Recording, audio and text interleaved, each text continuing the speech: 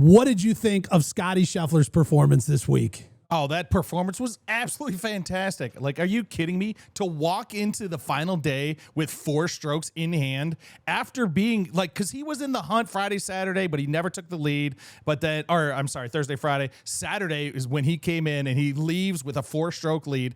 And he finished early, too. Yeah, he did. Well, I have this sort of like analogy that I've talked about in the past that he's like the Hulk.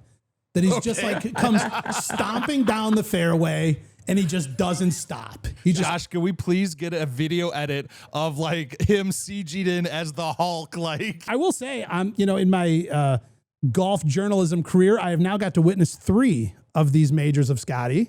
That's awesome. That's pretty cool. That's really cool. So as history goes on and we look back at this historical career of Scottie Scheffler, I'm happy to get to say I got to witness a few of the, highlights along the way. Did you guys see the stat that like Scottie's win and Tiger's win, they correlated like the second win they won was pretty much to the day? Yeah, I was just literally bringing that up. It's in the notes right here. What is the number? 1,197 days between when Tiger won his first major to Tiger winning his 4th major. That's so wild. It was the exact same 1,197 days from when when Scottie won his first major to winning his 4th Tiger's a big dude. And that just shows you how big Scottie is. Holy crap. Scottie's a big dude. And here's the other thing. I think that we also have to recognize that he made some important changes that were like revolutionary to his game. First of which, he went to the mallet. He switched from the blade putter to the mallet. But let's not forget, though, he did win his first Masters with the blade, and he had won, previously. But he was ranked like 106 on strokes gained from putting while using the blade and still won. Which goes to show the rest of his game was so dialed that even decent putting still put him ahead of everybody. That's insane. Then goes to the blade, and then we see a huge transformation in his game and the amount of wins going up. And then several months back, he takes that hand, flips it over, and goes to the claw grip on the putter. And then we saw him, it like turn the gears up even more. I don't know. It's like from now on, I feel like, we've got the guys in the world like Bryson DeChambeau who try everything and he lands on things that work for him.